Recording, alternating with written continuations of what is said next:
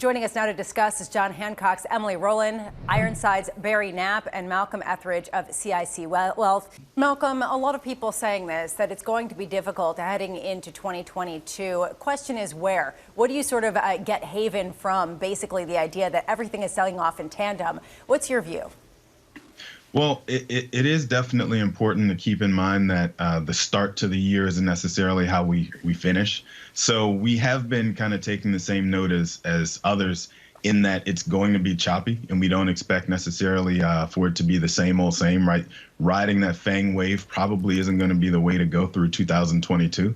And so we have been encouraging people to diversify away from the mega cap tech trade and maybe look at things like healthcare, right? Through the remainder of this decade, from all of the wreckage that's come from COVID, we expect healthcare to be a really great place to find opportunity and really see growth happen.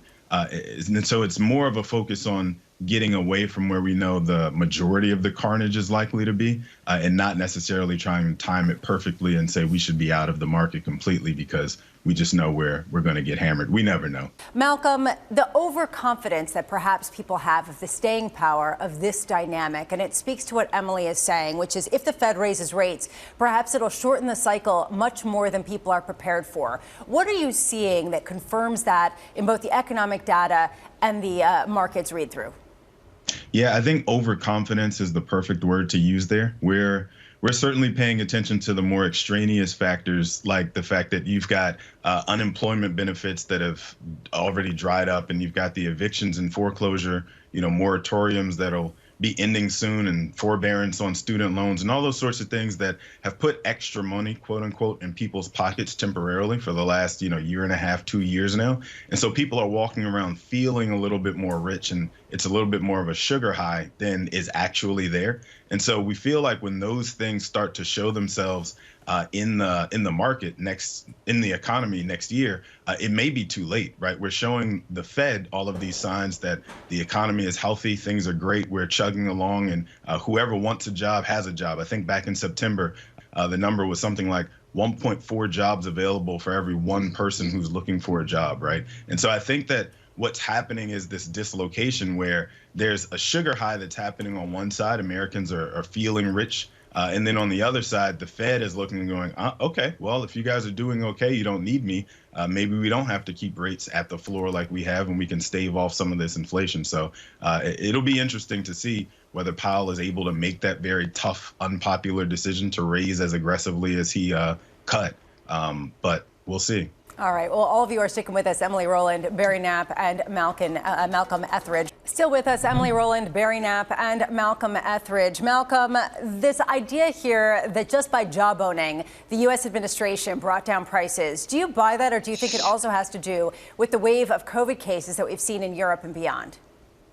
Yeah, it's very unlikely that just by using the bully pulpit, Biden has been able to single-handedly bring down oil prices, especially since the folks who control the oil reserve, OPEC or OPEC Plus, are notoriously hardline, and also the agreements that they tend to make, which we know are usually thin handshake agreements that, 2 weeks later they go back on and decide to start pumping secretly and those kind of things. It's very unlikely that just by getting out there in public and talking about what we want to see happen, Biden was somehow able to make a significant difference in where oil prices stand. There's always some extraneous factors below the surface, like you're talking about with COVID lockdowns and that sort of thing, that probably paid 99% of the part.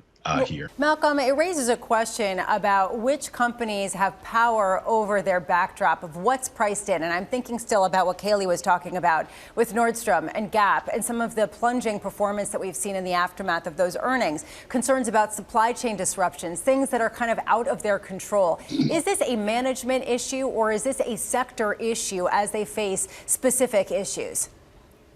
Well, I think actually as we look at those retail numbers, we've got to parse out high-end retail from everyday retail, right? Because one of the things that's also causing the quote-unquote issues that we're seeing in the economy as far as more dollars out there chasing fewer goods and services, right? That's basically why we have the inflation issues we have right now. I think that what's important to also factor in is that the hourly worker shortage, or the war for hourly worker talent, however you want to put that, is a once in a lifetime kind of thing happening too, as Emily pointed out before. It's that group hasn't had this type of buying power because they haven't had this type of power to raise their wages at the same rate as white collar office workers. And so I think what we're seeing is places like Target that reported really great numbers. Best Buy has actually had some decent numbers, even though they're getting crushed. Like lower end retail, places that everybody goes and shops,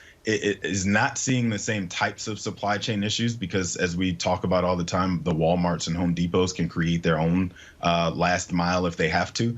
But the higher end retail, like the Nordstroms out there, like you just mentioned, that's where we really see the dislocation and the breakage in the supply chain, because folks who have the cash to go and shop at a place like Nordstrom, they can wait. They don't have to pay the higher prices. They know what things actually cost. And so it's not a thing where they're going in there to buy staples. Malcolm, what's your view? Well, we actually see tech as still a great opportunity to see some growth, but we do think there's going to be a rotation away from the 5 or 6 names that have kind of led the way for the last few years here. We see for sure there's ways to bet on the market, the tech space, without having to take on the risk of owning the entire thing. So the one place we know for sure there's going to be demand is in the chip space, right? So you got AMD, you got NVIDIA, Taiwan Semi, places like that where we know we're going to have years and years of hard work to try and catch up with the chip shortage. That's a pretty safe bet as far as looking for an opportunity inside of tech, that subset that we know is going to have some demand. All right. Well, my thank you to all of you, and have a wonderful Thanksgiving. Emily Rowland, Malcolm Ethridge. Barry Knapp, we're not letting you go just yet. You're going to stick with us for another segment.